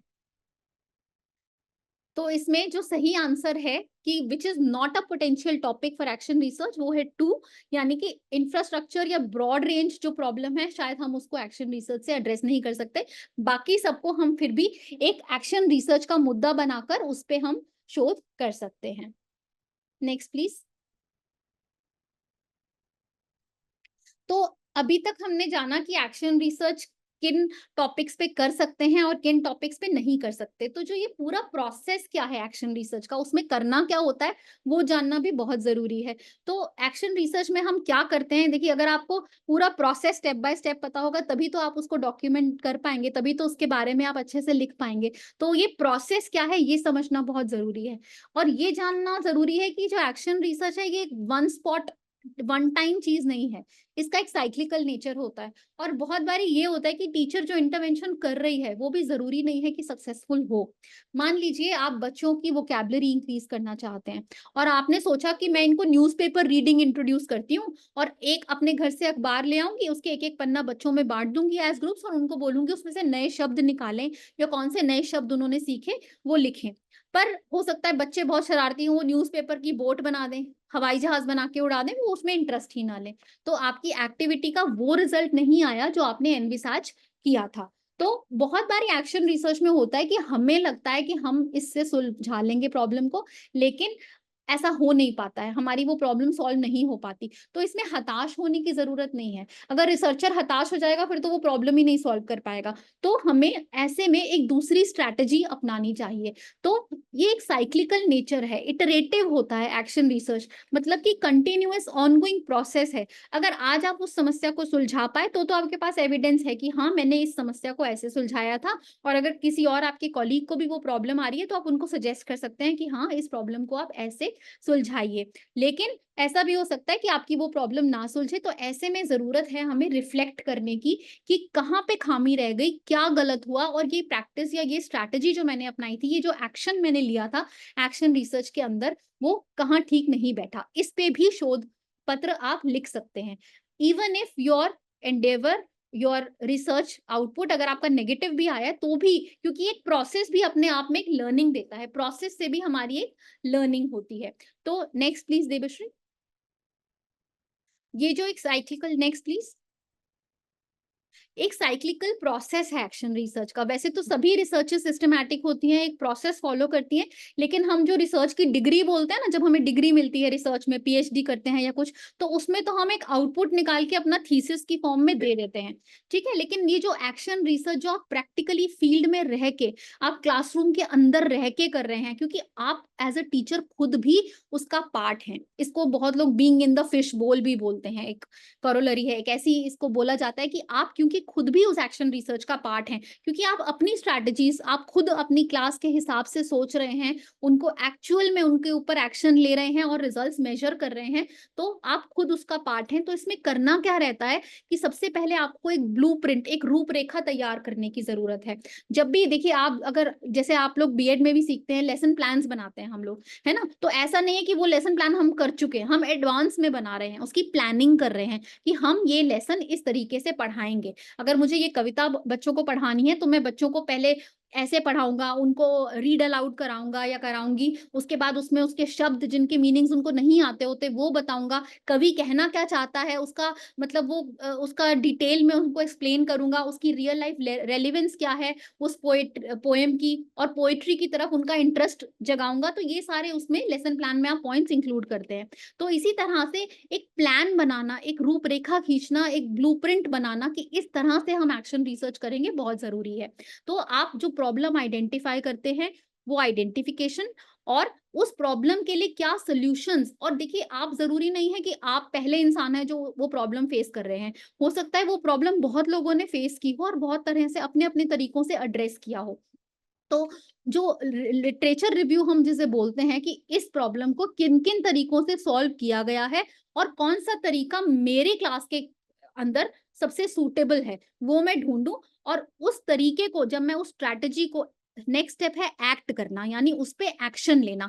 जो भी हमने प्लान बनाया कि इस प्रॉब्लम मैंने देखी अपनी क्लास में और ये प्रॉब्लम मुझे ऐसे पता चली, जैसे एब्सेंटीज्म की प्रॉब्लम आपको कैसे पता चलेगी, दो तरीकों से, एक तो आप देख रहे हैं कि क्लास में बेंच खाली है, दूसरा अपने अटेंडेंस रजिस्टर से पता चलेगा, आपको एक ट्रेंड दिखेगा कि बच्चे इन इन दिनों में एब्सेंट हो रहे हैं, या इतने परसेंटेज बच्चे इतनी परसेंटेज क्लासेस ही अटेंड कर रहे हैं। तो ये जो डेटा है इसके बेसिस पे आप प्लान करेंगे कि अब हम क्या एक्शन लें जिससे कि हमारा प्लान फुलफिल हो और हम अपनी प्रॉब्लम को एड्रेस कर पाए। एक्शन लेने के बाद आप चेंज ऑब्जर्व करते हैं, क्या बदलाव आया उस एक्शन को लेने के उपरांत, क्या जो आपने पेरेंट्स को कॉल किए थे, क्या उसके बाद वो बच्चे रेगुलर हुए? तो वो देखने के लिए आप फिर से अपने अटेंडेंस लॉग्स में देखेंगे, अपने अटेंडेंस रजिस्टर में देखेंगे कि पिछले महीने इन बच्चों की अटेंडेंस इतनी थी, इस महीने इन बच्चों के अटेंडेंस का ये पैटर्न है। तो एक हमें ऑब्जर्वेशन करनी पड़ती है कि जो हमने एक्शन लिया उसका रिजल्ट क्या रहा, और उसके ऊपर फिर आप रिफ्लेक्ट करेंगे। हो सकता है आप ये नोट करें कि ये बच्चे तो अभी भी एब्सेंट हो रहे हैं, मैंने तो सारे पेरेंट्स को कॉल किया था। तो आपने ये रिफ्लेक्ट किया कि शायद पेरेंट्स को ही कॉल करना एक वाजिब सॉल्यूशन नहीं है इस समस्या का। मे बी हमें कुछ और स्ट्रैटेजीज अपनानी पड़ेंगी। मे बी इन बच्चों को क्लास में मन नहीं लगता, मे बी स्कूल में ये बुली होते हैं, मे बी बच्चे डिसएंगेज रहते हैं, या इनको हम और जिम्मेदारी सौंप सकते हैं जिससे बच्चों को वो एहसास हो, एक स्कूल की तरफ उनका लगाव, उनका पढ़ने से और किताबों से जुड़ाव बने। तो वो चीजें हम किस तरह से ला सकते हैं, तो ये रिफ्लेक्ट करना होता है कि जो हमने स्ट्रैटेजी अपनाई थी प्रॉब्लम सॉल्व करने के लिए, वो कामयाब हुई या फेल हुई, तो उसके रीजंस क्या थे। तो ये पूरा का पूरा एक साइक्लिकल प्रोसेस है जो हर क्लास में चलता रहता है। Next please. तो अब आते हैं कि एक बार आपने ये प्रोसेस कर लिया, आपने कोई समस्या ढूंढी अपनी क्लास में, उसको आपने अपने तरीके से सुलझाया और उसका बिफोर आफ्टर देखा कि पहले ये स्टेटस था, अब मैंने ये एक्शन लिया, अब इस समस्या का ये स्टेटस है। तो अब अगर आपको एक शोध पत्र लिखना है, उस पे आप दूसरों को भी अपने रिसर्च के बारे में बताना चाहते हैं कि हाँ मैंने ऐसा एक्शन लिया था और देखो कितना सक्सेसफुल हो गया, या ये मैंने एक्शन लिया था सक्सेसफुल नहीं हुआ, तुम अपनी क्लास में करके देखना, पता नहीं हो सकता है तुम्हारी क्लास में सक्सेसफुल हो जाए। तो जब हम डॉक्यूमेंट करने बैठते हैं, एक शोध पत्र लिखने बैठते हैं, तो उसका एक प्रॉपर साइंटिफिक फॉर्मेट होता है। जब हम जर्नल्स में भी आर्टिकल्स वगैरह देते हैं ना, रिसर्च आर्टिकल्स लिखते हैं या साइंटिफिक पेपर्स लिखते हैं, तो उसका भी एक ये फॉर्मेट होता है जो यहाँ पे आपके साथ मैं साझा कर रही हूँ स्क्रीन पे। तो एक टाइटल सोचना होता है हमें रिसर्च का जो बिल्कुल क्रिस्प और इंटरेस्टिंग हो, जिसको पढ़ते ही लोगों को आइडिया हो जाए कि हाँ आपकी रिसर्च इस बारे में है। एक इंट्रोडक्शन होता है, रिव्यू ऑफ लिटरेचर, जो मैंने आपको बताया कि उस प्रॉब्लम पे और भी कहीं कोई रिसर्च हुई है क्या, किसी और ने भी उसके बारे में लिखा है, और उसके बारे में क्या हुआ है, कितनी तरह की स्ट्रैटेजीज लोगों ने अपनाई हैं, क्या तरीके अपनाए हैं उस प्रॉब्लम को सॉल्व करने के। तो वो एक हम रिलेटेड लिटरेचर जो है वो पढ़ते हैं। लिटरेचर का बेसिकली मतलब है कि उससे जुड़े हुए और शोध पत्र, उससे जुड़ी हुई और किताबें और जर्नल्स, या अपने कलीग से भी और बातचीत करना, उस टॉपिक के ऊपर हमारी पूरी समझ बनाना। तो वो रिव्यू ऑफ लिटरेचर का काम है। रैशनेल फॉर द स्टडी होता है कि हम ये स्टडी क्यों करना चाहते हैं, हम ये शोध पत्र क्यों लिख रहे हैं, और हम ये जो प्रॉब्लम है इसको क्यों एड्रेस करना चाहते हैं। अगर ये एड्रेस नहीं करेंगे तो क्या होगा।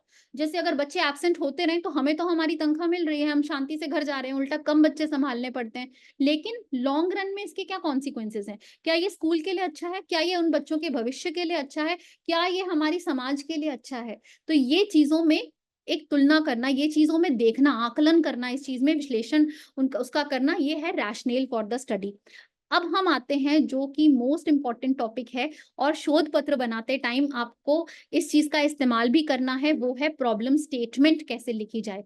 ऑल्दो टाइम हो चुका है, लेकिन फिर भी मैं आपसे कहूंगी कि थोड़े समय और हमारे साथ जुड़े रहिए।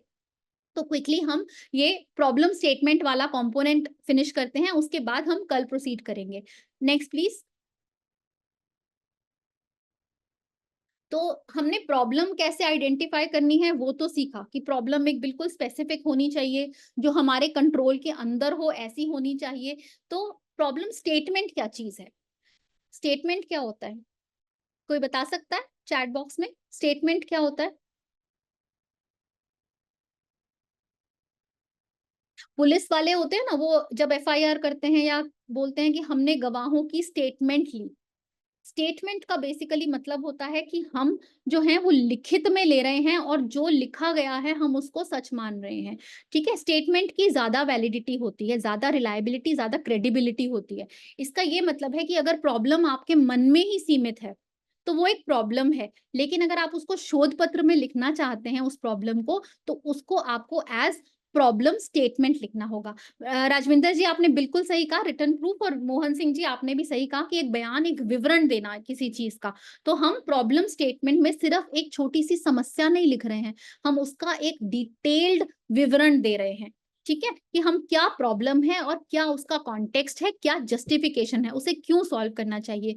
Next please Devshri.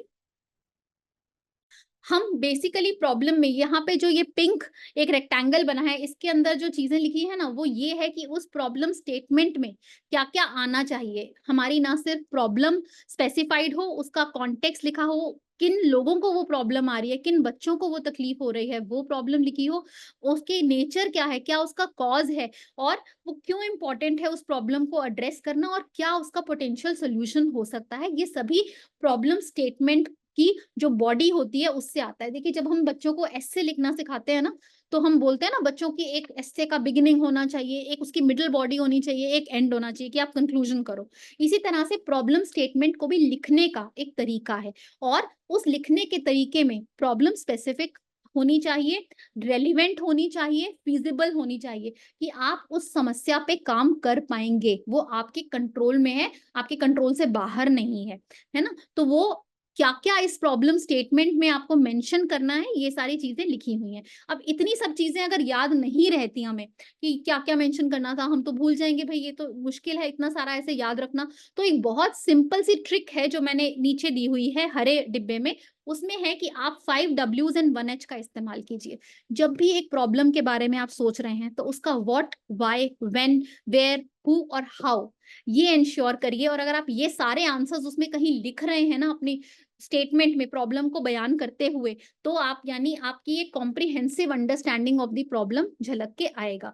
वो प्रॉब्लम क्या है, किसके साथ हो रही है, क्यों हो रही है, कहाँ हो रही है, कौन इफेक्ट हो रहा है, कैसे उसको सॉल्व किया जा सकता है, कैसे हमें पता चला कि ये प्रॉब्लम एग्जिस्ट करती है, क्या हम उसका पोटेंशियल स्ट्रैटेजी ढूंढ रहे हैं, सोल्यूशन ढूंढ रहे हैं उसे सॉल्व करने का। तो ये 5 Ws एंड 1 H, ये फॉर्मूला आप लोग प्लीज दिमाग में इसको रखिएगा, कि बहुत सिंपल एक ये एक्रोनिम है इसको याद रखने का। तो सारे ये अंग्रेजी क्वेश्चंस हैं, what, why, when, where, who and how, ये आपको याद होने चाहिए। जब भी हम अपने बच्चों के लिए भी कुछ एग्जाम पेपर्स या कुछ बनाते हैं ना, तो हम इस तरह के क्वेश्चंस ही उनसे पूछते हैं, उनकी नॉलेज चेक करने के लिए। तो ये समझिए कि आप जब प्रॉब्लम स्टेटमेंट लिख रहे हैं, तो आप एक तरह से उस प्रॉब्लम को सहजता से लिखना और उसका विवरण देना, अपनी समझ के लिए अपने आप से ये सारे क्वेश्चंस आप पूछ रहे हैं, और पूछ के इनके आंसर्स आप जब लिखते हैं, तो वो एक प्रॉब्लम स्टेटमेंट की फॉर्म में आ जाता है। Next please. तो अब यहाँ पे मैंने एक एग्जाम्पल के लिए एक छोटी सी ये प्रॉब्लम स्टेटमेंट दी हुई है। अब इससे रिलेटेड मैंने कुछ क्वेश्चंस इसमें पूछे हैं आपसे। Next please. अब इस पैराग्राफ को आप लोग पढ़ सकते हैं, पढ़िए, और इसमें से मुझे इन क्वेश्चंस के आंसर आप बता सकते हैं कि इसमें किस प्रॉब्लम की बात की गई है, क्या एड्रेस करने की कोशिश की गई है, क्या सोल्यूशन बताया गया है, क्या वो इससे आपको विदित हो रहा है, क्या इस प्रॉब्लम को पढ़ के इन 3 क्वेश्चंस के आंसर मिल रहे हैं, व्हाट, व्हाई, व्हाट के। एक बार इसको अच्छे से रीड कीजिए,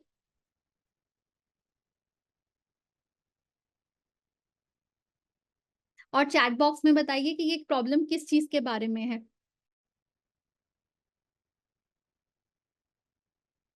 और ये भी अक्सर आम तौर पे देखी गई है स्कूल्स में, इस तरह की प्रॉब्लम मैथ्स टीचर्स बहुत फेस करते हैं।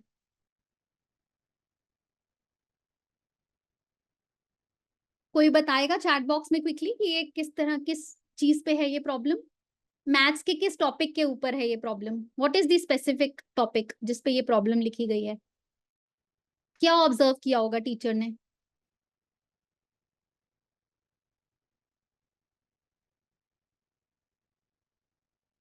सतिंदर कौर जी, एक बार फिर से पढ़िए।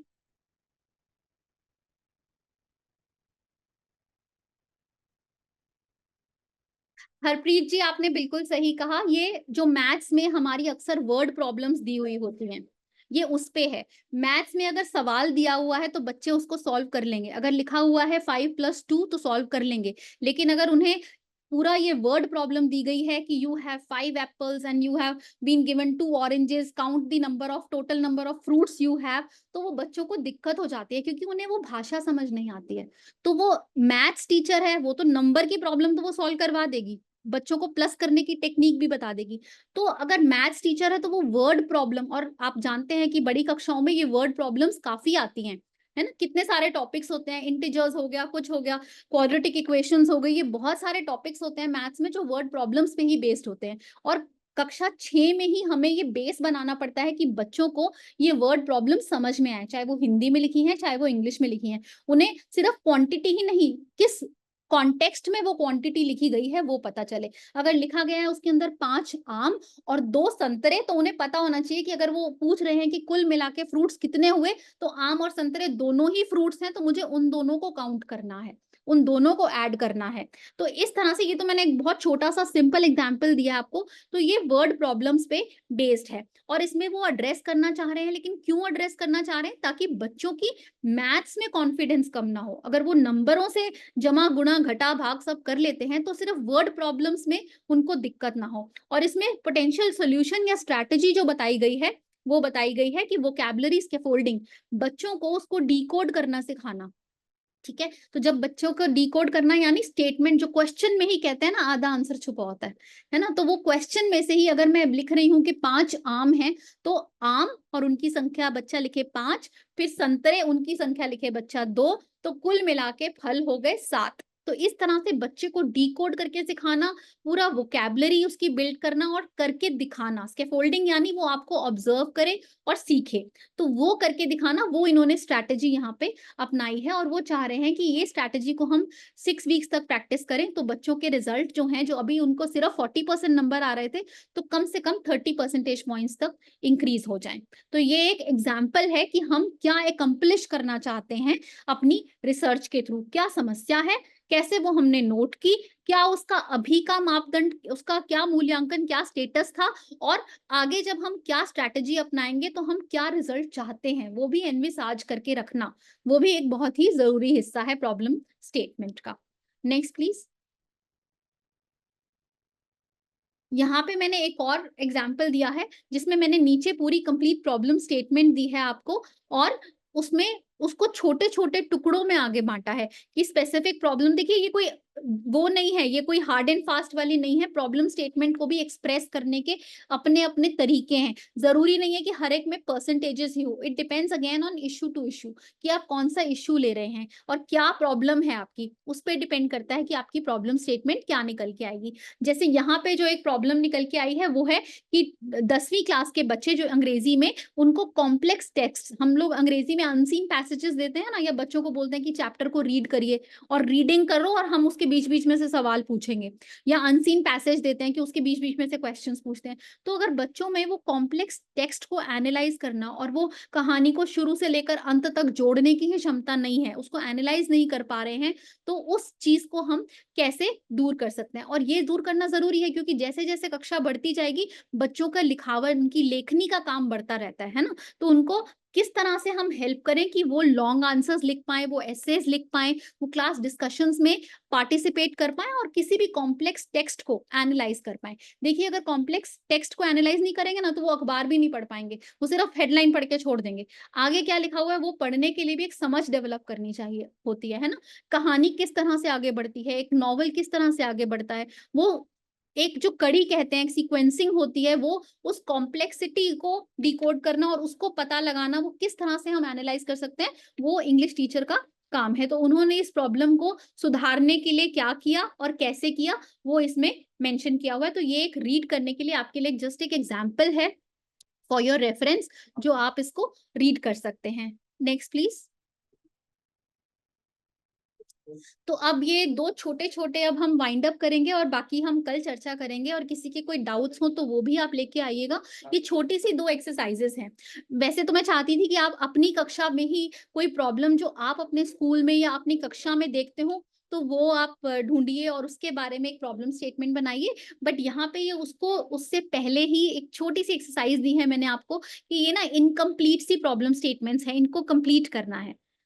ठीक है, जो अब ये याद रखिएगा कि मैंने जो आपको वो W's और H वाला वो फॉर्मूला बताया है, आप उसका इस्तेमाल कर सकते हैं इसमें। ठीक है, जैसे पहला इनकम्प्लीट प्रॉम्प्ट है कि ग्रेड 6 के स्टूडेंट्स जो हैं वो स्ट्रगल कर रहे हैं, कि उनको ज्योग्राफिकल कॉन्सेप्ट सिर्फ बुक से ही समझ नहीं आ रहे। तो लेकिन इसमें कुछ इनकम्प्लीट लग रहा है आपको? पहले तो मुझे ये बताइए, क्या ये इनकम्प्लीट लग रही हैं प्रॉब्लम स्टेटमेंट्स, हाँ या ना? बस आप क्विकली यस या नो लिख सकते हैं चैट बॉक्स में।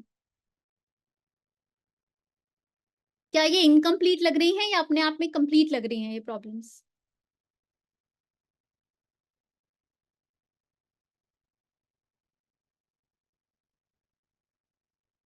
हाँ, तो ये इनकम्प्लीट है, तो मेहराजुद्दीन जी, आपने कहा कि ये कंप्लीट है। कोई मुझे बता सकता है कि इसमें अगर ये कंप्लीट है तो इसमें, लेकिन मुझे कुछ मिसिंग एलिमेंट्स इसमें शायद नजर आ रहे हैं, तो क्या क्या मिसिंग एलिमेंट्स हैं? मैं सिर्फ पहली वाली प्रॉब्लम अभी बता रही हूँ आपको। क्या प्रॉब्लम स्टेटमेंट में सिर्फ यही लिखना कि बच्चों को ये डिफिकल्टी आ रही है, क्या ये सारी चीजों का वो who where what why how ये सारी चीजों को आंसर कर रही है? क्या ये डिटेल्ड एनालिसिस दे रही है प्रॉब्लम का? कितने बच्चों को प्रॉब्लम आ रही है, ये सब इसमें कुछ लिखा हुआ है, या कैसे ये रिजॉल्व होगी? तो इन मुद्दों पे आप थोड़ा सोचिए, और इन प्रॉब्लम्स को जो ये इनकम्प्लीट है इनको आप कंप्लीट कर सकते हैं एज अ स्मॉल एक्सरसाइज। और कल हम इस पे फिर से चर्चा करेंगे। हम यहीं से अपनी क्लास कल फिर से अपना ये वेबिनार जो है वो बिगिन करेंगे। तो अब मैं अपनी वाणी को विश्राम देती हूँ यहाँ पे, और आगे और आपका समय ना लेते हुए thank you so much for attending today's webinar, and I hope आप लोग ने कुछ नया सीखा होगा इस वेबिनार के through. Thank you so much. Over to you Devshree. Thank you so much ma'am. Right, so जैसे कि हम चाहते हैं कि ये सेशंस जो हम करवा रहे हैं इस पे आपको पूरी क्लैरिटी मिले। Please don't see it as a session कि हाँ सुना और हम इसको नहीं प्रैक्टिस करेंगे या नहीं इसको एप्लीकेशन लाएंगे। All we wish for is that everybody who is part of these sessions they submit their papers on Convoke, because I'm sure there are n number of problem statements जो आप अपने everyday classroom में face करते हैं और खुद ही उसको like you are actually dealing with it. How about a problem that you identify and a paper that you write, वो आप इस देश के बाकी टीचर्स तक पहुंचा सके, plus there is a cash prize that you win for it. So we really hope, and we are actually very hopeful that all the teachers who are part of this series who have registered for Convoke वो अपने papers को Convoke में ज़रूर ज़रूर submit करें. So while today's session we had tried to explain action research to you and उसका पूरा history और वो किस तरीके से आया और उस पे हम क्या क्या चीज़ें कवर करते हैं, tomorrow session will be more practical, जहाँ पर जो लास्ट स्लाइड बिंद्या मैम ने शुरू किया, हम आने वाले सेशन में हम उसको और ज़्यादा डाइसेक्ट करेंगे और ज़्यादा उस पे आप कैसे उसको और अच्छी तरीके से कर सकते हैं उस पे हम फोकस करेंगे। So please please be part of tomorrow session and then next week session जो कि 31st एंड फर्स्ट को होने वाला है। So in the interest of time शायद हम आज क्वेश्चंस नहीं ले पा रहे हैं because it's already 15 minutes past 6, but हम कल क्वेश्चंस के लिए पूरा फ्लोर ओपन करेंगे। सो जो लास्ट स्लाइड था इसकी रिकॉर्डिंग आपको अवेलेबल हो जाएगी इन 24 hours। आप प्लीज़ उस लास्ट स्लाइड पे और थॉट्स लेकर आइएगा और क्वेश्चंस लेकर आइएगा जो हम आने वाले सेशंस में कवर करेंगे, right? So thank you everyone and see you all tomorrow in tomorrow's session. Thank you. Thank you.